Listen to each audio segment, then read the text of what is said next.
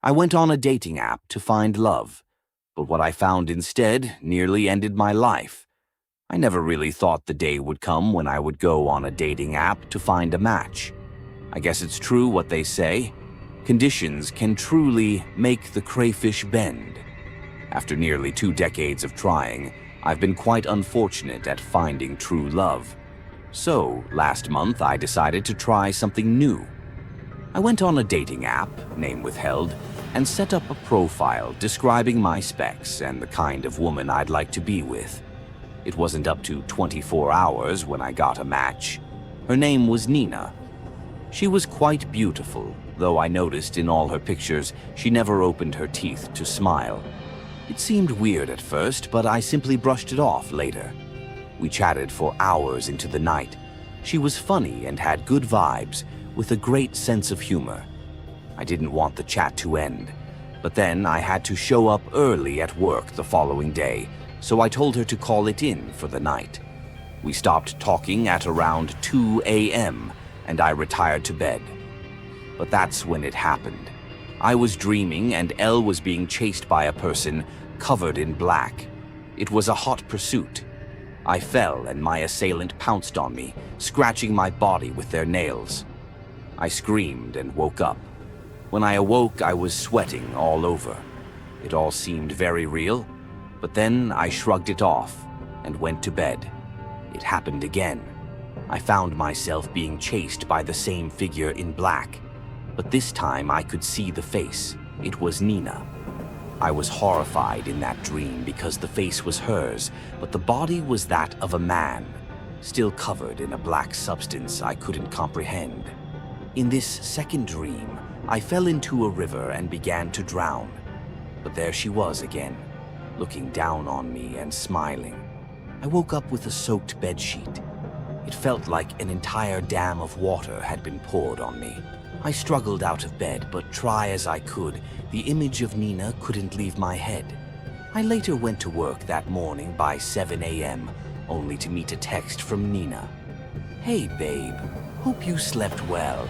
I can't wait to see you again tonight." My heart skipped a beat. We never saw ourselves the previous night. There was no video call, no audio. We only texted each other. So what did she mean by, "see you again tonight"? I prayed a silent prayer in my heart because I just couldn't shake the silent fear that was creeping into my heart. That night, true to her words, Nina visited me again in my dreams. But this time I learned they weren't just dreams. It was 10 p.m. when I got home.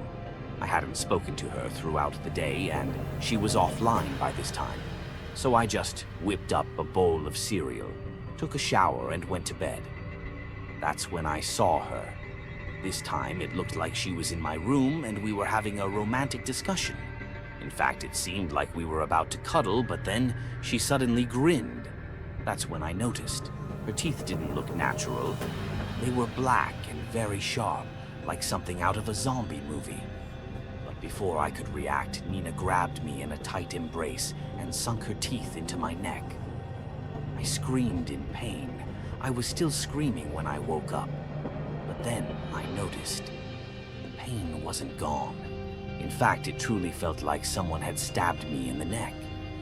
I rushed to a clinic the following morning, and they prescribed a few painkillers for me. But the pain never went away. 2 days later, a lump had grown in my neck at that exact same spot where Nina bit me in the dream. It kept growing. By day 4, I had developed high fever and night blindness, in addition to the painful lump on my neck. I felt like I was dying. That's when I decided to call my pastor. I told him everything from my dating adventure to the nightmares and the symptoms. My pastor came over, prayed, and prescribed a local ointment for my neck lump. The prayers and treatment continued for 7 days. During that time, I was made to cut off all communication with Nina. According to my pastor, she wasn't human and had planned to kill me slowly. It seemed like it was a lie at first. I mean, she looked so beautiful and seemed innocent. But then I recalled how Nina never showed her teeth in her pictures and the mysterious message she sent after the first night. Also, the scary nightmares that always branched into reality. It all began to make sense. I never spoke to Nina again. The lump mysteriously dissolved after 2 weeks, but I still feel a slight itch every now and then on the same spot. I'm never using a dating site again, and I've learned a hard lesson. All that glitters is not gold.